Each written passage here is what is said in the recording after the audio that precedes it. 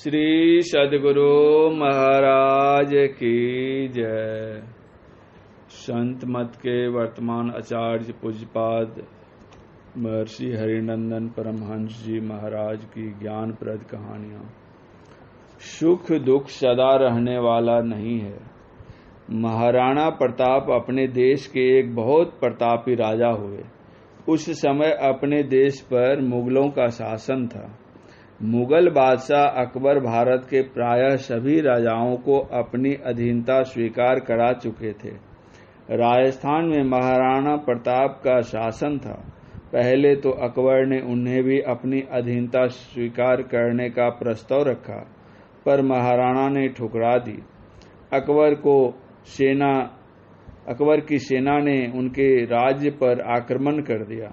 वे हार गए और जान बचाने के लिए 100 परिवार जंगल में जाकर शरण लिए। सामना नहीं कर सकते थे और अधीनता स्वीकार भी नहीं थी। बड़े स्वाभिमानी थे वे। जंगल में खाने पीने का बड़ा अभाव था। घास को किसी तरह पीसकर उसकी रोटी बनाकर खाते थे। एक दिन उनकी छोटी बेटी, जो अभी 7-8 साल की थी, भूख से रो रही थी।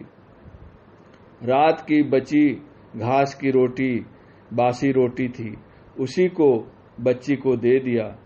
अभी वह खाना चाह ही रही थी कि जंगल से एक बनबिलाव निकला और वह रोटी लेकर भाग गया। यह देखकर महाराणा प्रताप को कितना कष्ट हुआ होगा, जरा सोचिए। कहाँ एक राजा और कहाँ घास की रोटी भी ठीक से नसीब नहीं।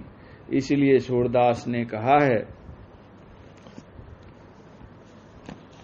ताते से ये यदुराई संपत्ति विपत्ति, विपत्ति सो संपत्ति, देह धरे को यह सुभाई। तरवर फूले फले परिहरे, अपने काल ही पाई। सरवर नीर भरे पुनि उम्रे, सूखे खेह उराई। द्वितीय चंद्र बाढ़त ही बाढ़े, घटत घटत घटी जाई। सूरदास संपदा आपदा, जिनको पति आई। सूरदास जी महाराज कहते हैं कि लोगों, यदुराई अर्थात यदुकुल शिरोमणि श्री कृष्ण अर्थात भगवान की सेवा करो, भक्ति करो। क्यों करो? क्योंकि सब दिन एक समान स्थिति जीवन में नहीं रहती। कभी सुख संपत्ति तो कभी दुख विपत्ति भी दिन रात की भांति सभी देहधारियों के जीवन में आते हैं। देह धारण करने वाले सभी के लिए यह नियम है। राम कृष्ण जो भगवान थे, उनका जीवन भी देखिए, क्या सब दिन एक समान रहा? आगे सूरदास जी कहते हैं कि वृक्ष फूलता फलता है, फिर समय पाकर सब झड़ भी जाता है।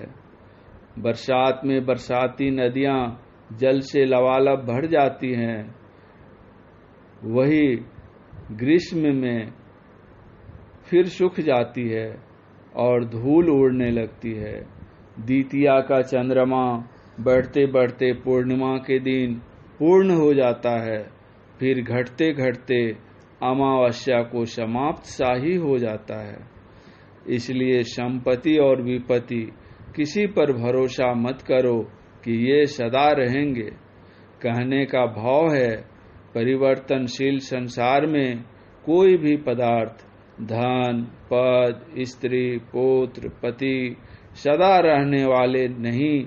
या तो ये छोड़ देंगे या आपको सब कुछ छोड़कर जाना पड़ेगा।